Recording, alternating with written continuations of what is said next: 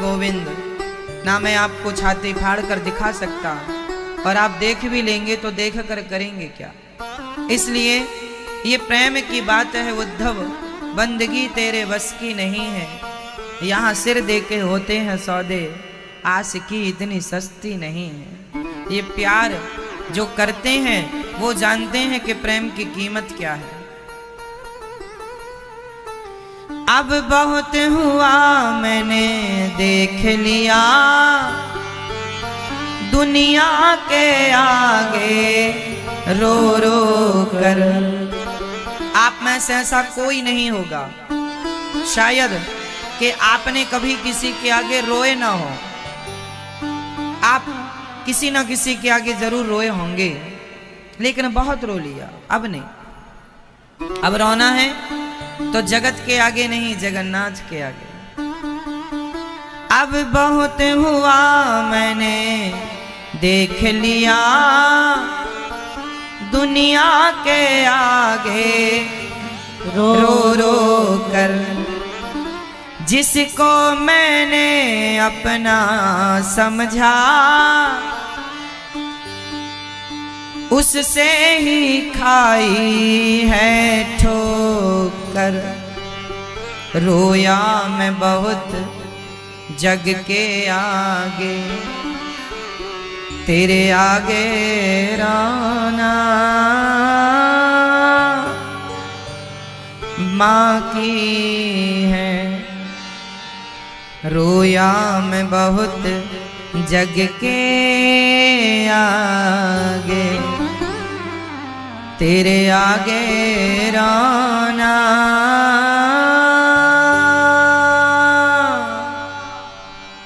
बाकी है।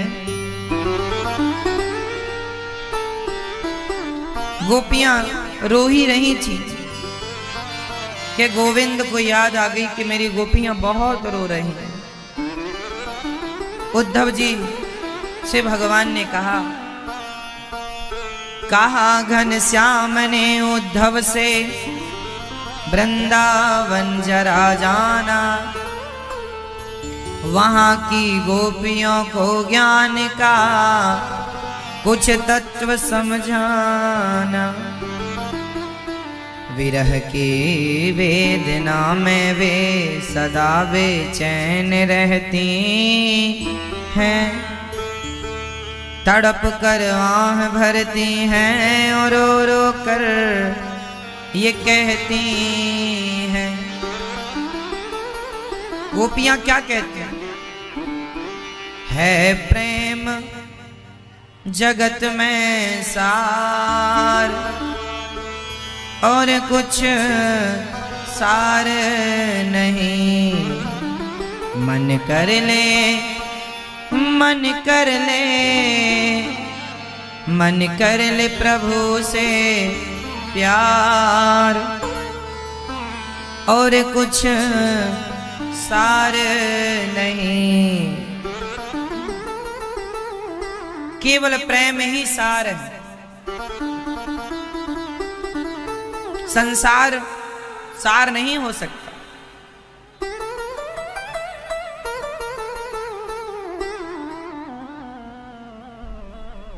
प्रेम ही सार है।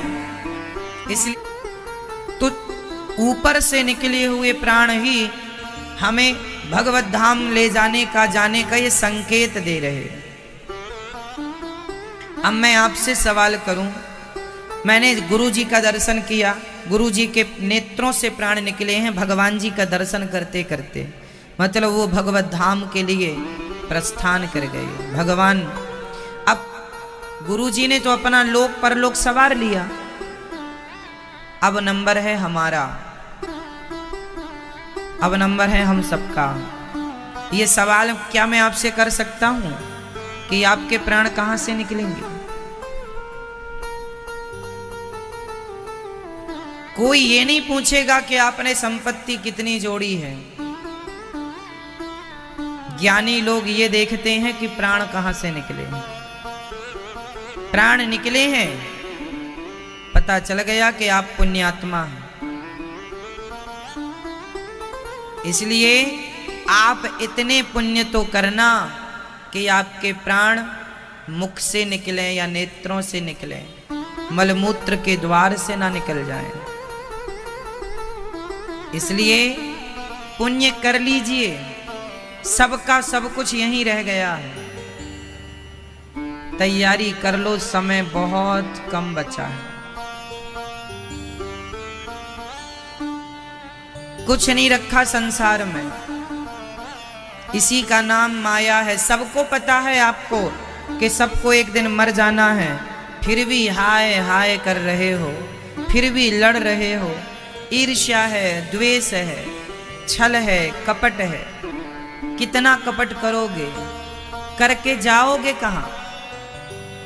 इसलिए कोई कितना पाप करे करे, हम ना करें। कोई कितना झूठ बोले बोले, हम ना बोले। उसे शायद ज्ञान नहीं है, हमें तो ज्ञान है। इसलिए आप लोग अपनी तैयारी में लग जाना। इतना तो करना स्वामी, जब प्राण तन से निकले, गोविंद नाम लेकर बस कहो गोविंद, और प्राण निकल जाए। कहो श्रीमन नारायण, इसलिए कहते रहो, पता नहीं कौन सी सांस आखिरी सांस हो। भगवान का नाम लेते लेते सोया करो, और आंख खुलते ही तुरंत भगवान का नाम लिया करो। भगवान का नाम लेते लेते सोए, क्योंकि कौन सी नींद आखिरी नींद हो, कौन सी रात्रि अंतिम रात्रि हो, कौन जानता है। उन महापुरुषों ने तो अपना लोक परलोक सवार लिया, अब हम अपना सवारने लग जाएं। किसी से नफरत क्या करना, क्या मिलेगा हमें।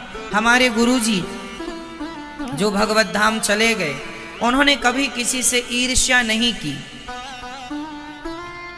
क्या करेंगे वो ईर्ष्या करके? यहां हम ईर्ष्या करने आए हैं क्या? द्वेष करने आए हैं क्या? कपट करने आए हैं क्या? इसलिए आप लोग जितने जल्दी हो, कपड़े तो रोज धुलते हो, जितने जल्दी हो अपने मन को धुल लेना, बिल्कुल निर्मल कर लेना। कोई ईर्ष्या नहीं किसी से,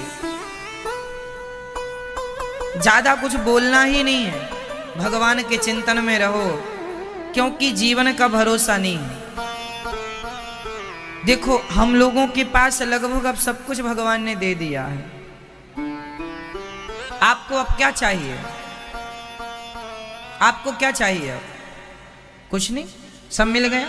पत्नी मिल गई, पति मिल गया, बेटा मिल गया, बेटी मिल गई, सब मिल गए। लगभग सबके पास सब कुछ हो चुका है। बेटा बेटी, 2 रोटी आप कमा लेते हैं, रहने को झोपड़ी है, खाने को रोटी, पहनने को कपड़े, सब कुछ है। सामान्य व्यक्ति हम लोगों के पास सब कुछ है अब। क्यों जी? सही है, खाने को रोटी है, रहने को झोपड़ी है, बच्चे हैं, पढ़ लिख रहे हैं। हमारी सारी जिम्मेदारी यहाँ की तो पूरी हो गई लगभग। यहाँ का तो अब जैसे तैसे गुजर गया, वो गुजर ही जाएगा। गई बहुत छोड़ी रही, थोड़ा गुजर गया, थोड़ा और बचा है, वो भी गुजर जाएगा। अब यहाँ का तो कट गया, वहां का सवार यहाँ का बन गया। इसे कहते हैं लोक बन गया। अब बनाना क्या है? अब क्या बनाना है? परलोक। लोक तो सवर गया, परलोक बना लीजिए।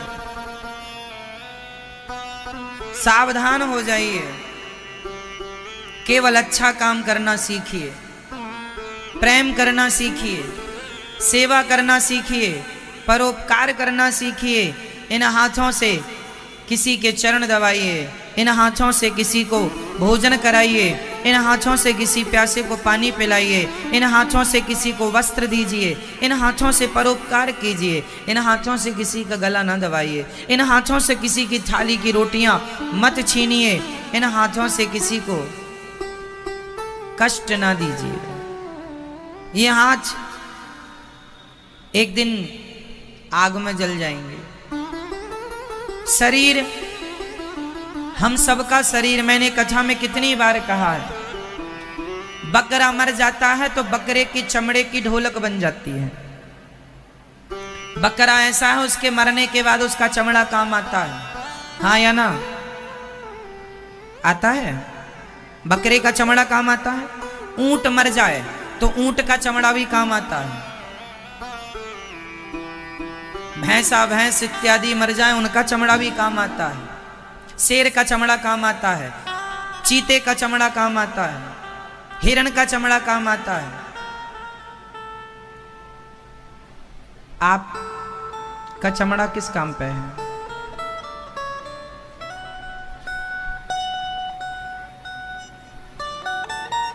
बकरे के चमड़े का तो, ऊंट के चमड़े का तो जूता भी बनता है, हाँ या ना?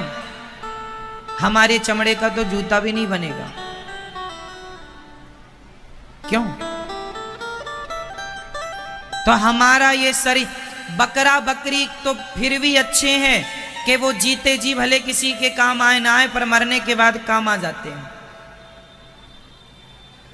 हम इंसान ही हैं कि जीते जी यदि काम आ गए हम आपके तो आ गए, मरने के बाद तो हमारे चमड़े का जूता भी नहीं बन सकता कि हम आपको पहना दें। इसलिए जीते जी काम आ जाना किसी के, जीते जी परोपकार कर लेना, ये सोच कर जियो अब कि बस ये हमारा आखिरी समय चल रहा,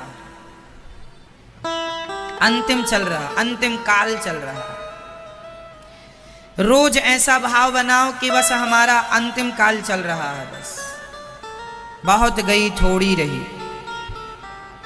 कोई भी श्वास, इसलिए कहा महापुरुषों ने, श्वास श्वास में हरि भजो, वृथा श्वास मत खोए, ना जाने इस श्वास का फिर आवन होए न होए। पता नहीं श्वास गई आती है या नहीं, इसलिए हर श्वास में कहो, हे श्रीमन नारायण मैं आपको कभी भूलूं नहीं, हे गोविंद मैं आपको कभी भूलूं नहीं, हे रघुनंदन मैं आपको कभी भूलूं नहीं। बोलो हे जगन्नाथ जी मैं आपको कभी भूलूं नहीं। हर 5 मिनट में कहा करो, हे श्याम सुंदर मैं आपको कभी भूलूं नहीं, हे बिहारी जी मैं आपको कभी भूलूं नहीं। सांसों का क्या भरोसा, रुक जाए चलते चलते, कोई भरोसा नहीं। इसलिए भगवान से गोपियों ने कहा, है प्रेम जगत में सार और कुछ सार नहीं, मन कर ले मन कर ले मन कर ले प्रभु से प्यार और कुछ सार नहीं। केवल प्रेम कर लो भगवान से, यही सार है। कहा उद्धव ने हंसकर, मैं अभी जाता हूँ वृंदावन, जरा देखूं कि कैसा है कठिन अनुराग का बंधन, है कैसी गोपियां जो ज्ञान बल को कम बताती हैं, निरर्थक लोक लीला का यही गुणगान गाती हैं। उद्धव जी चले चले मथुरा से जब कुछ दूर वृंदावन निकट आया, यहीं से प्रेम ने अपना अनोखा रंग दिखलाया। बिटप झुक कर ये कहते हैं, इधर आओ इधर आओ। उद्धव जी जब वृंदावन आए तो वृंदावन के लता पता वृक्ष भी मानो उद्धव जी को बुला रहे हैं, यहाँ आओ और मेरे गोविंद का मैसेज क्या है, क्या संदेशा लाए हो, जरा हमें बताओ। केवल भगवान का चिंतन, दूसरा कोई काम नहीं। काम करो, संसार के जिम्मेदारियां निभाओ, पर वो काम करते हुए मन भगवान में लगा रहे। हम ये काम करने नहीं आए, ये काम करते हुए ये काम इसलिए कर रहे हैं क्योंकि 2 वक्त की रोटी इसी काम से कमानी है। परंतु इस काम को इससे ज्यादा महत्व ना दिया जाए कि ये 2 वक्त की रोटी मिल जाएगी, गोविंद का भजन करें। भजन चिंतन ईश्वर का बना रहे। उद्धव जी आए वृंदावन, माँ यशोदा से मिले। माँ से कहते हैं, माँ न माता न पिता तस्य, न भार्या न सुतादया, नात्मीयो न परश्चापि, न देहो जन्म एव च। हे मैया, तुम कहती हो ये कृष्ण हमारे पुत्र हैं। अरे उनके कोई माँ बाप नहीं होते, न माता न पिता तस्य, कोई उनका नहीं है। वो भगवान है, वो किसी के, उनके कोई माँ बाप नहीं हो सकते। उद्धव जी समझा रहे हैं। अच्छा एक बात बताएं, भगवान को ज्ञान से नहीं समझ सकते आप लोग, भगवान को तर्क से नहीं समझ सकते आप लोग, भगवान को प्रेम से समझ सकते हैं, भाव से। इसलिए ज्ञानियों के वश के भगवान नहीं है। ज्ञानियों की सदगति होगी ये निश्चित नहीं है, पर भक्तों की सदगति होगी ये निश्चित है। वह ज्ञानी अधूरा है जो ज्ञानी तो है पर प्रेमी नहीं है। वह ज्ञानी पूरा है जिसके अंदर ज्ञान के साथ साथ भगवत प्रेम हो, भगवान में प्रीति हो, भगवान के चरणों में अनुराग हो। वह ज्ञानी श्रेष्ठ ज्ञानी है। कोरा ज्ञानी, उस ज्ञानी की कोई गति नहीं है। अक्सर ज्ञानी अभिमानी हो जाता है। ज्यादा पढ़े लिखे आदमी को देखना, शायद कोई ऐसा हो जिस पर भगवान की कृपा हो, उसे छोड़कर अक्सर ज्ञानी व्यक्ति अभिमानी हो जाता। वो अभिमान का शिकार हो जाता क्योंकि उसे लगता है मैं सबसे ज्यादा पढ़ा हूं, जितना मैं जानता हूं उतना उसे लगता है कोई नहीं जानता, इसलिए उसे अभिमान आ जाता है। और जहां अभिमान का पर्दा पड़ गया फिर वहां भगवान का दर्शन नहीं हो सकता। रावण जितना ज्ञानी आज तो कोई नहीं हो सकता, लेकिन रावण के ज्ञान का कोई मूल्य क्यों नहीं है? क्योंकि उसको अभिमान था। रावण ज्ञानी था, रावण के जैसा ज्ञानी ना कोई हो सकता था, ना हो सकता है, ना कभी होगा। उसके जैसा कोई ज्ञानी नहीं। परंतु गलती कहां हो गई? उसे अपने ज्ञान का अभिमान आ गया और उस अभिमान के कारण, अभिमान के पर्दे के कारण उसे राम जी का दर्शन ना हो पाया। राम जी का दर्शन तो हुआ, लेकिन जिस भाव से विभीषण को हुआ उस भाव से रावण को नहीं हुआ। रावण की भी आंखें हैं और विभीषण की भी आंखें हैं, दोनों ने राम को देखा। एक ने भक्ति की आंखों से देखा, एक ने ज्ञान की आंखों से देखा। तो ज्ञान में अभिमान हो तो रावण जैसी स्थिति हो जाती है, और ज्ञान में भक्ति समा जाए तो विभीषण जैसी स्थिति हो जाती है। इसलिए भगवान को पहचानना है तो रावण नहीं, विभीषण बनना पड़ेगा। जिस चक्की काटा रावण खाता था उसी चक्की काटा विभीषण खाता था। फर्क इतना है कि रावण राम को पहचान ना पाया, ज्ञानी था। जो ज्ञानी भगवान को ना पहचान पाए उस ज्ञान का हम करेंगे क्या, ये बताओ? ज्ञान क्यों होता है भाई? ज्ञान से ही ना पहचान होती है। बोलो। हमने सब पहचान लिया। सोनार को सोना पहचानने का ज्ञान होता है, आपको हमें सोना पहचानने का ज्ञान नहीं है, सोनार को होता है। जौहरी को हीरा पहचानने का ज्ञान होता है, कुम्हार को मिट्टी पहचानने का ज्ञान होता है। वो बताएगा कि किस मिट्टी का घड़ा उत्तम होगा। गणितज्ञ को गणित का ज्ञान होगा, इंग्लिश का ज्ञान इंग्लिश के जानकार टीचर को होगा, साइंस का ज्ञान साइंटिस्ट को होगा। गणित वाले को साइंस का ज्ञान हो, साइंस वाले को गणित का ज्ञान हो, जरूरी नहीं। सबके अपने अपने सब्जेक्ट अलग हैं, और हो भी सकता है यदि वो 2-4 सब्जेक्ट उसको जानता है तो हो भी सकता है। कहने का अर्थ क्या है? हर व्यक्ति अपने सब्जेक्ट का ज्ञानी है। डॉक्टर, अब डॉक्टरों के भी बहुत सारे सब्जेक्ट होते हैं। कोई हार्ट को देखता है, हार्ट का डॉक्टर है। कोई यहाँ मस्तिष्क को देखता है, यहाँ का डॉक्टर है। अब यहाँ के भी भाग हैं, है ना, कि यहाँ के कहाँ क्या देखता। अब ये डॉक्टरों की भाषा हो जाएगी। हड्डियों का डॉक्टर अलग होता है, नाक कान गले का डॉक्टर अलग होता है। सबके अपने अपने विषय हैं। जो नाक कान गले का डॉक्टर है वो मस्तिष्क का ऑपरेशन नहीं कर सकता, वो सिर फाड़ के नहीं बैठेगा।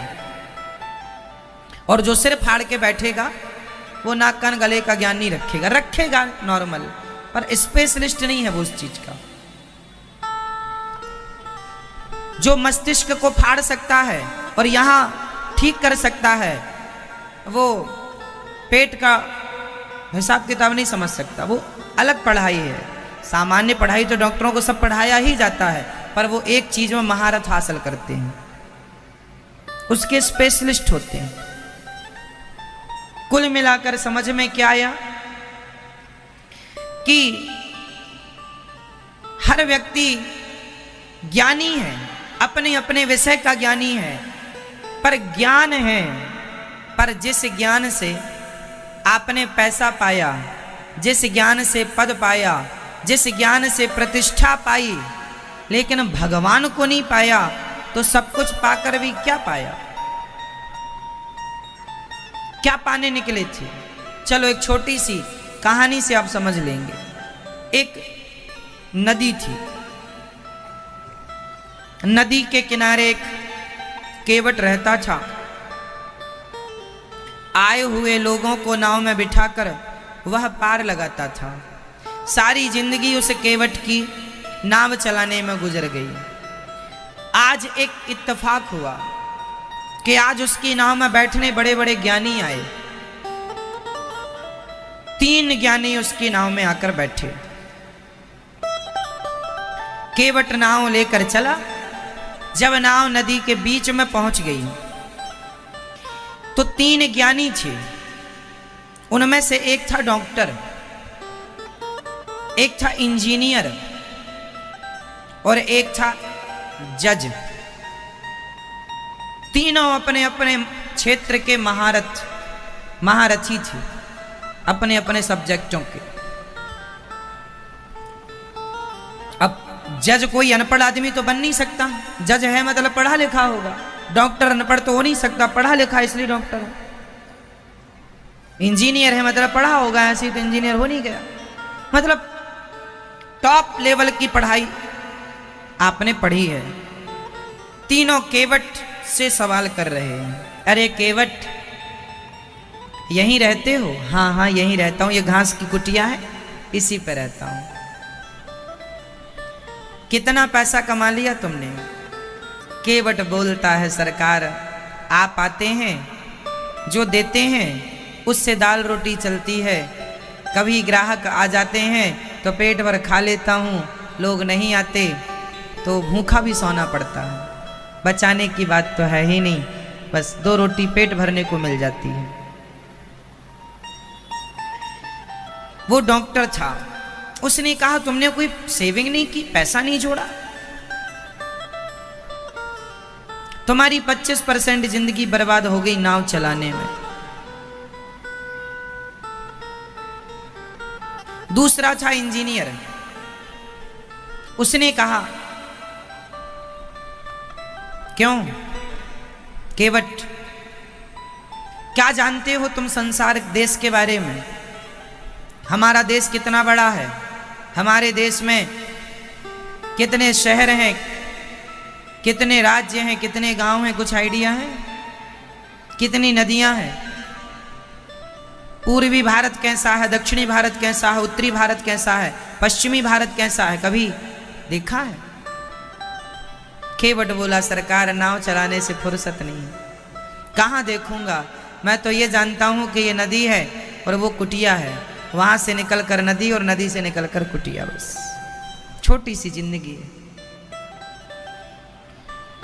उस इंजीनियर ने कहा तुमने कोई सुख नहीं लिया संसार का, इसलिए तुम्हारी 25% जिंदगी बेकार हो गई नाव चलाने में तुमने।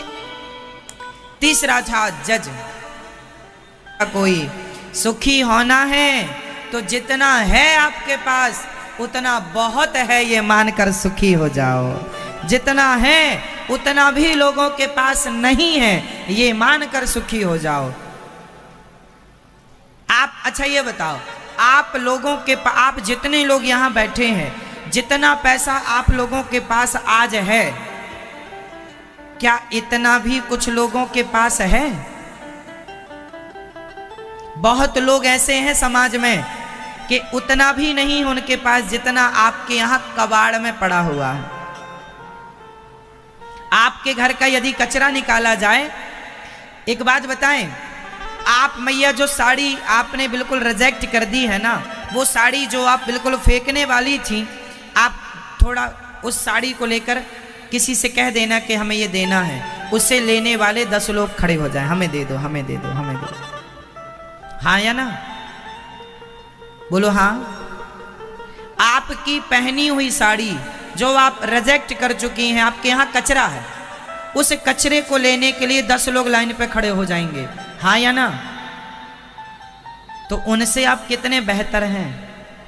आप लोग रसोई से जो बर्तन रिजेक्ट कर, अब आपके यहाँ नया सेट आ गया है, कढ़ाई नई आ गई है, तवा नया आ गया है, बर्तन नए आ गए हैं, पुराने बर्तन कबाड़ में पड़े हैं, वो पुराने बर्तन भी किसी को कह तो दीजिए, वो पुराने बर्तन भी कोई ले करके इतना खुश हो जाएगा कि मानव आप नए बर्तन लाके भी इतनी खुश नहीं होंगे जितना वो पुराने लेकर। हमारे घर तो ये आ गया, हमारे घर था ही नहीं, बड़ा कष्ट था, ये बर्तन नहीं था, ये आ गया। आप किसी को एक गमछा दे दीजिए, गमछा, वो गमछा पाकर बड़ा खुश हो जाएगा, आपके घर में कचरे में पड़ा है। अर्थ क्या है? आपके घर पिज्जा आता है, बर्गर आता है, आप जरा सा खाते हैं, बहुत सारा फेंक जाता है, अरे ठंडा हो गया अब नहीं खाते। कुछ बच्चों ने खाया, कुछ आपने खाया, जो पिज्जा बर्गर आप फेंक देते हैं, कुछ बच्चे उसके लिए टुकुर टुकुर इंतजार करते हैं, हमें ठंडा ही मिल जाता है, खा लेते हैं। आप लोग टॉफियां खाते हैं 50 रुपए वाली, आपके बच्चे, आप टॉफियां लाते हैं ना, टॉफियां, कोई 20 रुपए वाली टॉफी हो, कोई 5 रुपए वाली टॉफी हो, कोई 50 रुपए वाली टॉफी, कोई 100 रुपए वाली टॉफी आती है। लेकिन कुछ बच्चे ऐसे हैं जो 25 पैसे वाली भी टॉफी मिल जाएगी तो खुश हो जाएंगे, 25 पैसे वाली भी। हाँ या ना? हाँ या ना? तो आप लोग उनकी अपेक्षा बहुत खुश हैं, सुखी हैं, लेकिन आप सुखी हैं, लेकिन आपने कभी अपने आप को सुखी माना ही नहीं। आपको लगा वो सुखी ज्यादा है, वो हमसे ज्यादा सुखी वो है। अरे हमसे ज्यादा सुखी वो नहीं, उससे ज्यादा सुखी हम हैं, ये पॉजिटिविटी है। आप उल्टा सोचते हैं, यही आपके दुख का कारण है। तो आज से आप क्या कहेंगे, क्या सोचेंगे कि सबसे सुखी कौन? ईश्वर ने हमें जितना दिया है वो हमारी योग्यता के बल पर नहीं, काबिलियत के बल पर नहीं, भगवान ने कृपा करके हमें दिया है, ईश्वर की कृपा। इसलिए जितना है, जो प्राप्त है वो पर्याप्त है। बोलो, जो प्राप्त है, जो प्राप्त है, जोर से, जो प्राप्त है वो पर्याप्त है। मेहनत करते रहो, आगे बढ़ते रहो, जो मिलेगा वो भी तुम्हारा है, पर जो है वो कम नहीं है। उतना भी आपकी होठों पे मुस्कान लाने के लिए बहुत है, आपको खुश रहने के लिए बहुत है। लोगों के पास तो साइकिल भी नहीं है। एक सज्जन हमसे बोले, महाराज जी हमारा पड़ोसी 10,000 के जूते पहनता है। हमने कहा उसे मत देखो जो 10,000 के जूते पहनता है, अरे बाजार में वो लोग भी मिल जाएंगे जिनके पास जूता पहनने को पाँव ही नहीं है। बताइए, ऐसे लोगों को मैंने देखा है जो हाथ में चप्पल पहनते हैं, हाथ में जूते पहन के घिसटते हैं। क्या आपने ऐसे लोगों को देखा है? बोलो हाँ या ना। हाथ में जूता चप्पल पहन के घिसटते हैं, उनसे आप कितने अच्छे हैं कि आप अपने पाँव में जूता पहन के अपने पाँव से दौड़ते हैं। वो घिसटते हैं, आप दौड़ते हैं, फिर भी आप रोते हैं, हे भगवान तूने क्या दिया, अरे क्या नहीं दिया। धन्यवाद करो मेरे गोविंद का, शिकायत तो कभी खत्म ही नहीं होंगी यदि करने बैठोगे।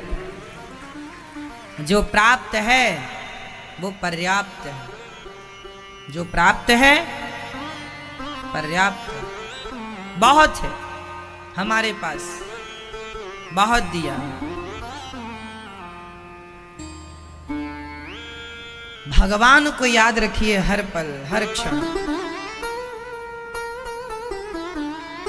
तो ज्ञानी वो नहीं जो धनवान हो जाए,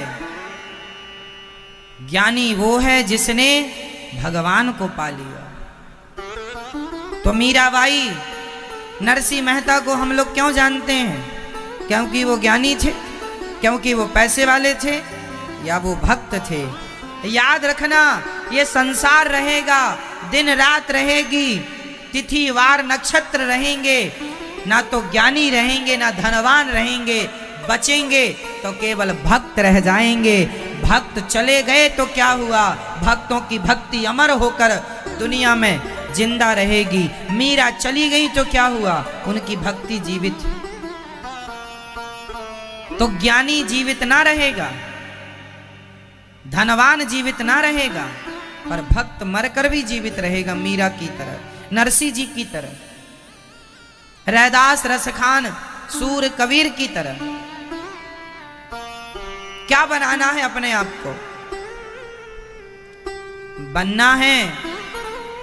आज भक्त रैदास जी की भी जयंती मनाई जाती है, बोलो हाँ या ना? रैदास जी की जयंती मनाई जाती है।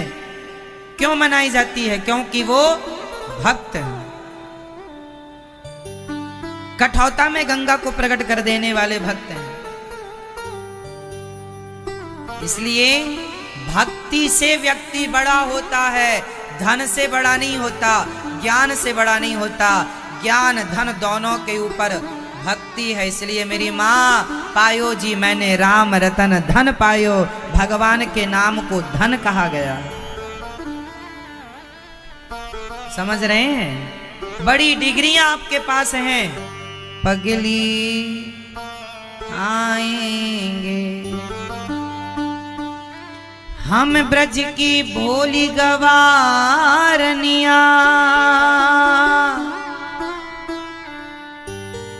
ब्रह्म ज्ञान की उलझन क्या जाने, मेरे और मोहन की बातें एक मैं जानूं या वो जाने।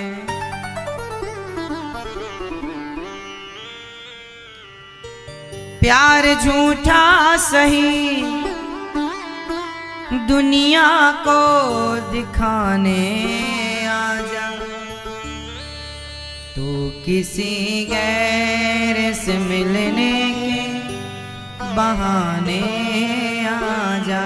हमारे लिए नहीं, हे गोविंद, यदि हमने कोई अपराध किया है हमारे लिए नहीं, किसी और के लिए, कम से कम किसी और के बहाने गोविंद आ तो जाओ। नहीं, अब मर जाएंगे। गोपियों का ये प्रेम देखिए, भगवान के बिना भी जीवन कोई जीवन है, भगवान के बिना भी जीवन कोई जीवन है। इसलिए तेरे बिना भी क्या जीना हो कान्हा रे, तेरे बिना भी क्या जीना।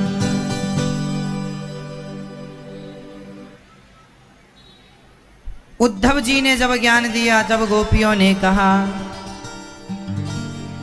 ऐ उद्धव हमें ज्ञान की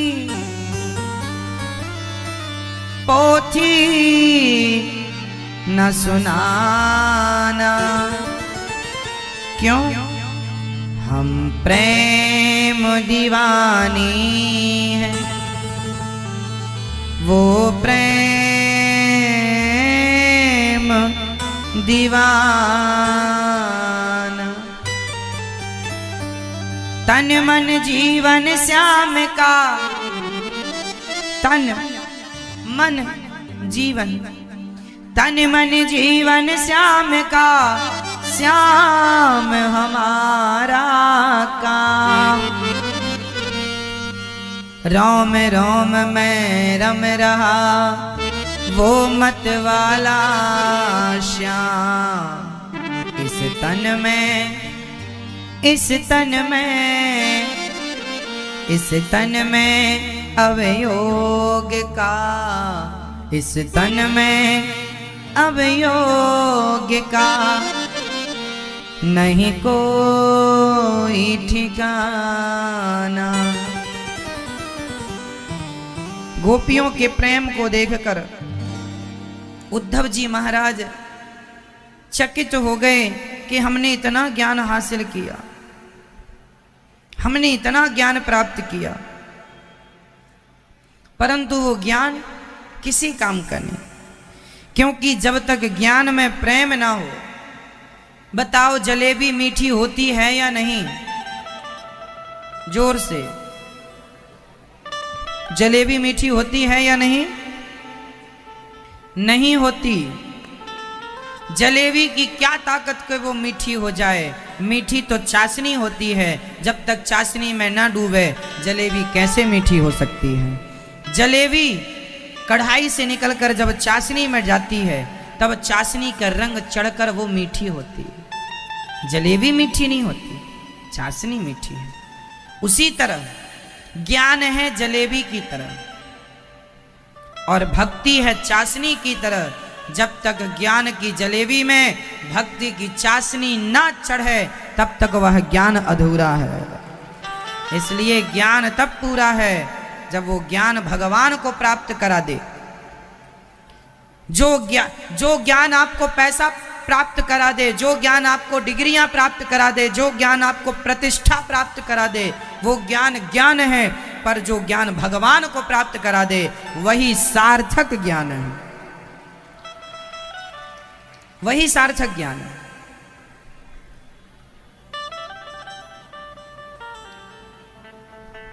गोपियों से उद्धव जी ने कहा, आसाम हो चरण रेणु जुषाम हम श्याम, वृंदावने किमपि गुल्मिलतौषधीनाम।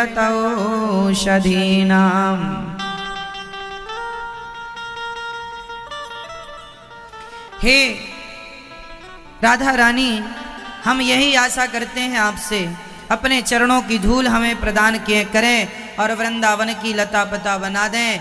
वृंदावने किमपि गुल्मिलतौषधीनाम, वृंदावन की लता पता गुल्म औषधि बनकर हम यहीं पड़े रहें, ताकि भक्तों की रज उड़ उड़ मस्तक लगे तो हमारा जीवन सफल हो जाए।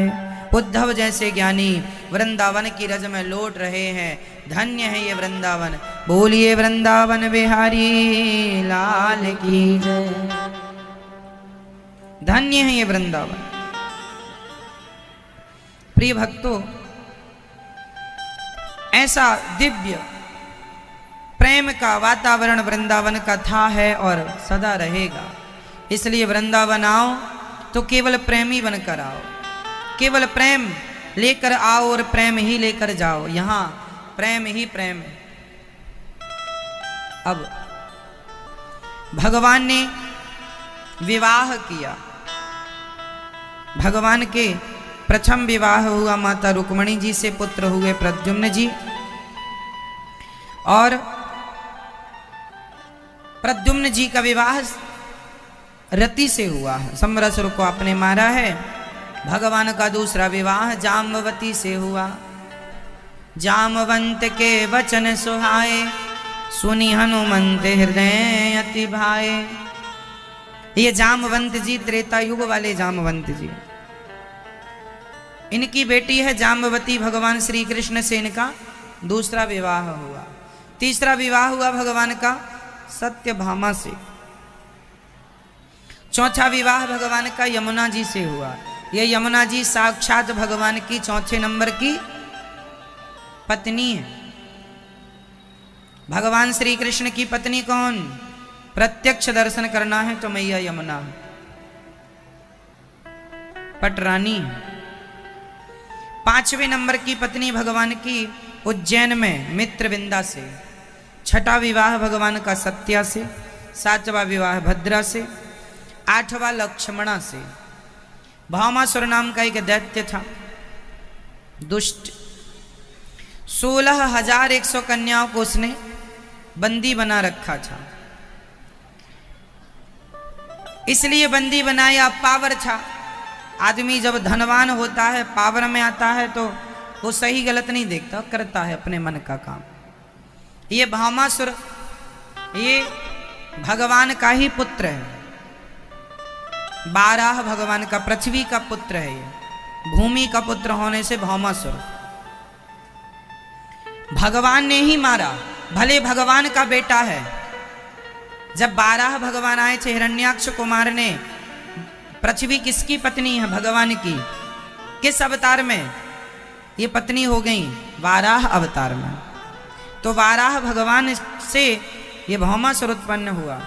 आज भगवान श्री कृष्ण के हाथों इसकी परम गति हुई। भगवान ने परम भले भगवान के पुत्र हैं। ये संदेश है हम समाज में रहने वाले लोगों के लिए कि भले आपका बेटा है, गलत गलत होता है, गलत को बर्दाश्त ना करें। बच्चों को सही रास्ते पर चलने की शिक्षा दें, और वो गलत चलते हैं तो भले बच्चे हैं आपके, उन्हें दंड मिलना चाहिए। गलत कोई ना करे, गलत सबके लिए गलत है। एक सा न्याय होना चाहिए। भगवान न्याय कर रहे हैं तो एक सा ही करेंगे। मारा, 16,100 कन्याएं उसके बंधन में थीं, आजाद हो गईं। भगवान ने कहा देवियों अपने अपने घर जाओ। उन कन्याओं ने कहा अब हमारा आपके सिवा कोई नहीं है। तब भगवान ने उन कन्याओं से कहा चाहती क्या हो? हम विवाह करना चाहते हैं। तो उनसे भगवान ने कहा हमारे तो 8 विवाह हो चुके हैं। बोले कोई बात नहीं, हम भी रह लेंगी कोने में। तब भगवान ने कहा ठीक है। भगवान की मर्जी नहीं है, उनकी मर्जी है, क्योंकि अब वो पर पुरुष के पास बंधन में रह चुकी हैं। अब उन्हें कोई स्वीकार नहीं करेगा। जिन नारियों को समाज स्वीकार नहीं करता, उनको भगवान ने सम्मान के साथ जीने का अधिकार दिया। नारियों का कितना बड़ा सम्मान किया भगवान ने। कोई कैसे स्वीकार करता? कहते लोग तुम उसके पास रह कर आई हो। जब माता सीता पर लोग उंगली उठा सकते हैं तो उन पर लोग क्या क्या ना कहते हैं। इसलिए भगवान ने विवाह किया। और भगवान के टोटल विवाह कितने हो गए? मैया जी, ओ मेरी माँ, कितने विवाह हो गए भगवान जी के? कितने? 16,108। हर रानी के गर्भ से 10 बेटा हुआ और 1 बेटी हुई। 16,108 बेटियां हैं भगवान की, और एक एक रानी से 10-10 बेटा। तो बेटा बेटी इतना बड़ा परिवार था भगवान का, इतनी बड़ी द्वारिका थी, सारी रानियों के लिए अलग अलग। अच्छा, महिलाएं ऐसे ऐसे का क्या अर्थ है और पुरुष का ऐसे ऐसे, सबका एक सा क्यों नहीं? अंतर है। भगवान स्त्रियों से कहते हैं अब दोबारा आओगी संसार में, बनोगी पप्पू की मम्मी? नहीं महाराज, अब नहीं, सारा सुख देख लिया। मना करती है वो आने के लिए, अब नहीं आऊंगी, अब नहीं आऊंगी। इसलिए उसका सिर ऐसे ऐसे हिलता है। स्त्री का पेट भर जाता है जल्दी से। स्त्री थोड़े से में संतुष्ट हो जाती है। थोड़े से सुख में, थोड़ा सा पति का प्यार मिल गया, बच्चे ने सम्मान से 2 रोटी दे दी, माँ बड़ी खुश रहती है। माँ बाप को कोई जमीन जायदाद थोड़ी चाहिए होती है, बच्चों का आदर सम्मान मिलता रहे, माँ खुश संतुष्ट हो जाती है। लेकिन पुरुष जल्दी संतुष्ट नहीं होता। पुरुष से भगवान कहते हैं आओगे दोबारा? हम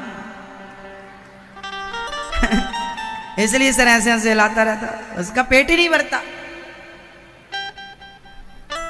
पुरुष, ये बात सब पर लागू नहीं है, पर बहुत लोगों पर लागू है कि पुरुष जल्दी से संतुष्ट नहीं होता। कितना भी मिल जाए वो थोड़ा सा संतोष बना ही रहता है। यदि हो जाए तो क्या बात है, हो भी सकता है। यदि आप सत्संगी हैं, ज्ञानी हैं, तो हो भी जाएगा। पर सिर ऐसे ऐसे इसलिए हिलता। हमारी आयु 100 वर्ष की क्यों है? ईश्वर ने तो हमें 25 साल ही उम्र देकर भेजी थी, बाकी 75 तो हमने किसी से उधार ली है। अच्छा बताओ किस किस से आपने उम्र उधार ली है?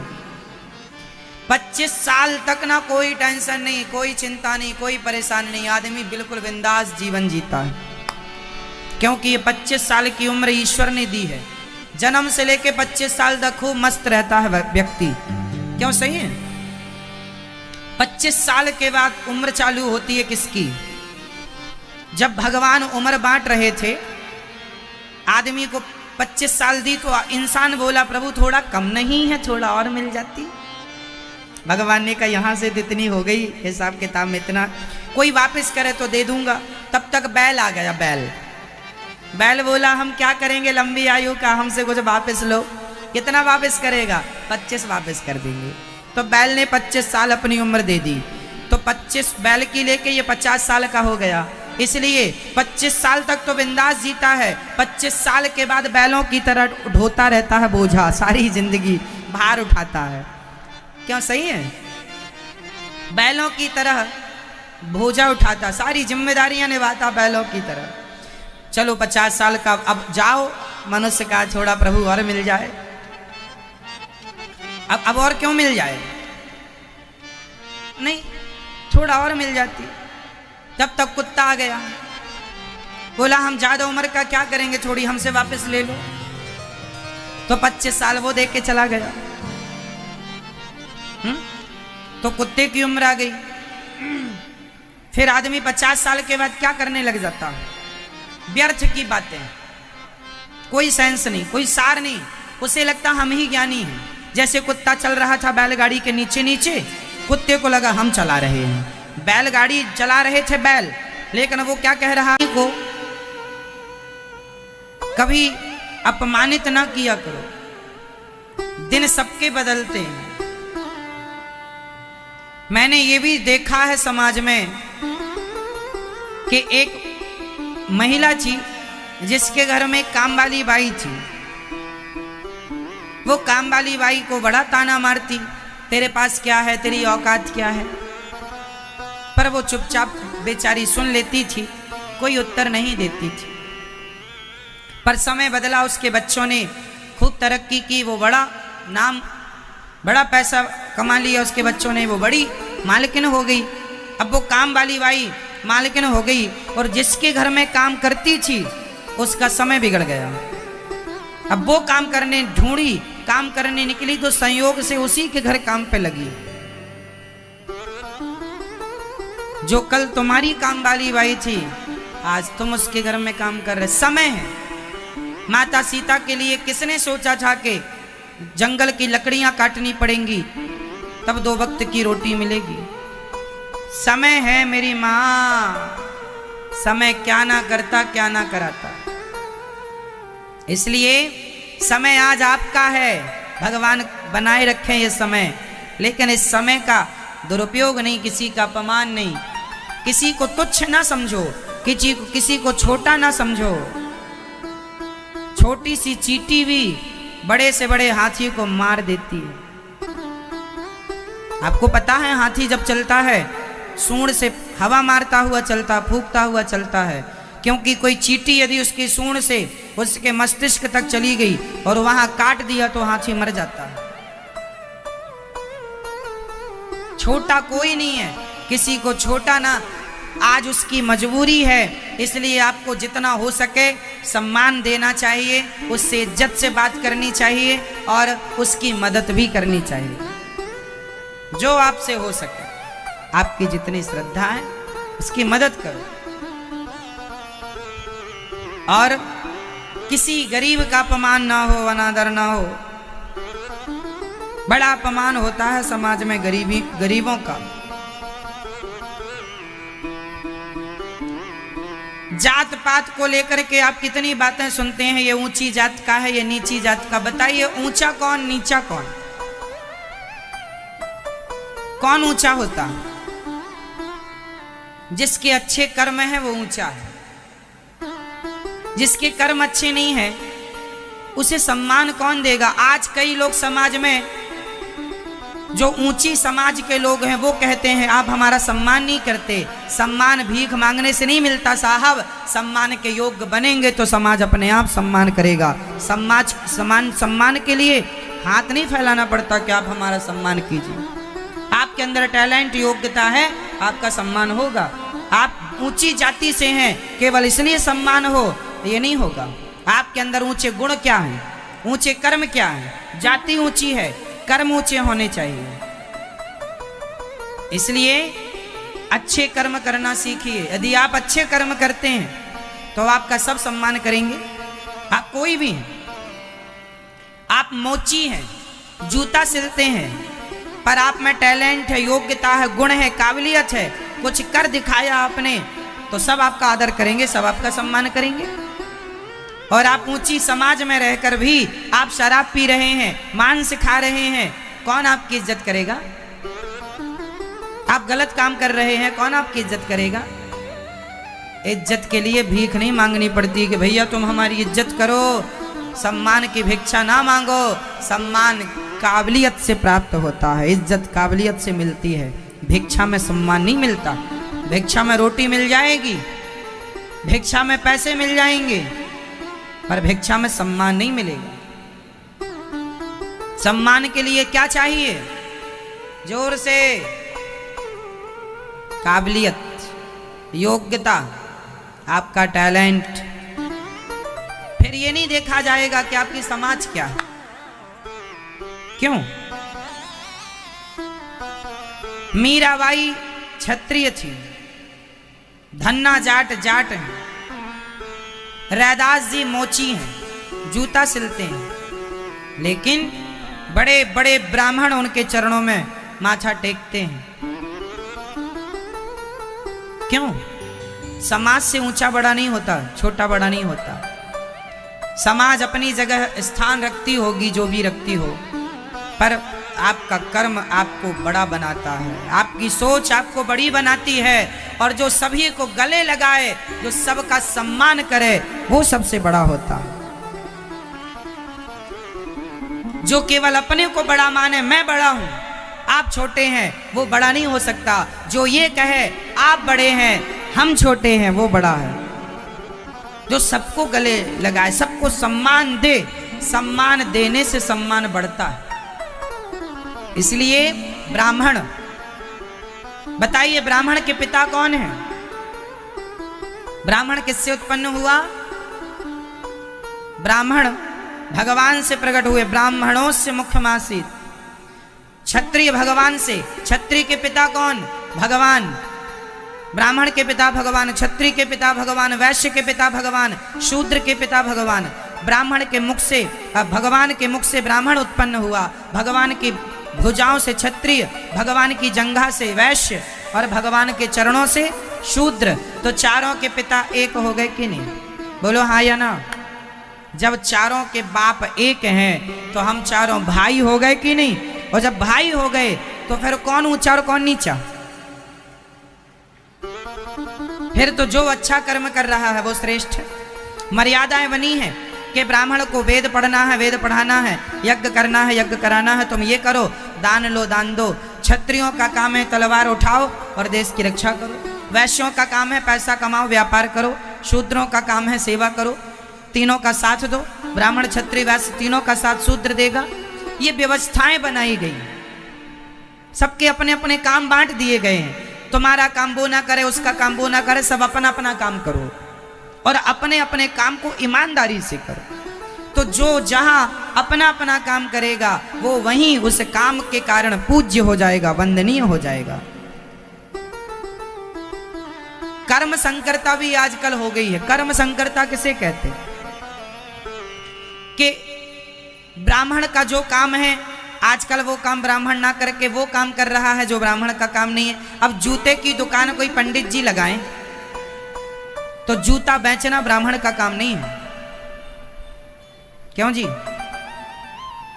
अब कोई बैंड पार्टी ब्राह्मण बजाने लगा बैंड बाजा, तो ये ब्राह्मण का काम नहीं है। ब्राह्मण का काम है यज्ञ करना, यज्ञ कराना, वेद पढ़ना, वेद पढ़ाना।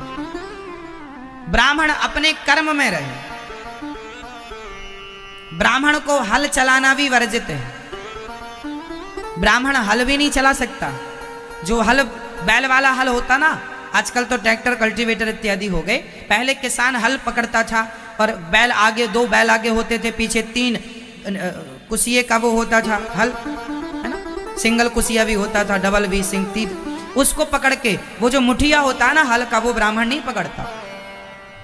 ब्राह्मण हल नहीं चला सकता, चलवा सकता है, चलो भैया खेत हमारा तुम बो दो, पैसा ले लेना, बुवाएगा करवाएगा, कर नहीं सकता। ब्राह्मण के लिए वर्जित, जूता ब्राह्मण नहीं बेच सकता।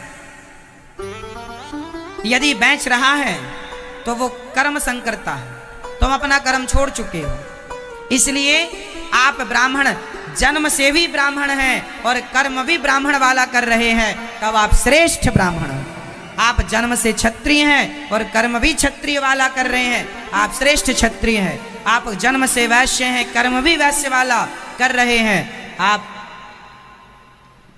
सुंदर वैश्य हैं। आप जन्म से शूद्र हैं, कर्म से भी आप सेवा में लगे हैं, तो आप श्रेष्ठ हैं। आप वहां रहिए, वहीं आपका सम्मान होगा, वहीं इज्जत होगी। हम उनका काम हम करने लगे, हमारा काम वो करने लगे, ये व्यवस्था बिगड़ जाएगी। समाज में एक व्यवस्था है, क्या कौन करेगा, सब नहीं कर सकते, है ना। मैं सुई नहीं लगा सकता आपको, मैं आपकी नाड़ी चेक नहीं कर सकता, क्योंकि मुझे डॉक्टरी का आइडिया नहीं है, ये मेरा फील्ड नहीं है। डॉक्टरों का काम है कि वो नाड़ी पकड़ें, वो ऑपरेशन करें, वो सुई लगाएं। हम तो सुई लगाएंगे तो वो बचाने के लिए मर और जाएगा, कहीं की कहीं लग जाएगी, क्योंकि अपने को आइडिया नहीं है। तो जिसका जो काम है वो काम करे। कहावत सुनी होगी, बिच्छू का मंत्र ना जाने और सांप के बिल में हाथ डाले। ये कहावत है कि बिच्छू का मंत्र नहीं जान रहा है और हाथ कहां डाल रहा है, सांप के बिल में। तो जिसका जो काम है वो काम करे, तब व्यवस्थाएं देश की बनेंगी। पहले हमारे देश में बेरोजगारी नहीं थी। बेरोजगारी इसलिए नहीं थी क्योंकि जिसका जो बाप दादों का काम था वो वही काम करता था। आज आदमी वो काम छोड़ के दूसरा काम कर रहा है। आप करिए जो उचित, आप डॉक्टर बनिए, इंजीनियर बनिए, आप जज बनिए, पायलट बनिए, कोई प्रॉब्लम नहीं, बनिए, पर फिर भी अपने कर्म से और अपने धर्म से जुड़े रहिए, जोड़ के रखिए अपने आप को। और जहां हैं आप ब्राह्मण हैं तो श्रेष्ठ हैं, कहो गर्व से कि हम ब्राह्मण हैं, और क्षत्रिय हो तो गर्व से कहो हम क्षत्रिय हैं, वैश्य हो तो गर्व से कहो हम वैश्य हैं, शूद्र हो तो गर्व से कहो हम शूद्र हैं। सब अपनी अपनी जगह श्रेष्ठ होता है, कोई छोटा बड़ा नहीं होता। ठीक है मेरी माँ, सबका आदर करना चाहिए, सबका सम्मान करना चाहिए, क्योंकि आपने पिछले जन्म में आप 3 भाई थे, तीनों भाई जंगल में रास्ता भटक गए थे, तो आपको किसी नगर में भरपेट भोजन मिला, तो आप उस भोजन को लेकर नदी के किनारे बैठकर खाने ही वाले थे कि कोई भिखारी आया और उसने आपके बड़े भाई से भोजन मांगा, कुछ भोजन दे दो, हमें बड़ी भूख लगी। तो उसने कह दिया कि हम तुम्हें दे देंगे, तो क्या हम अंगार खाएंगे?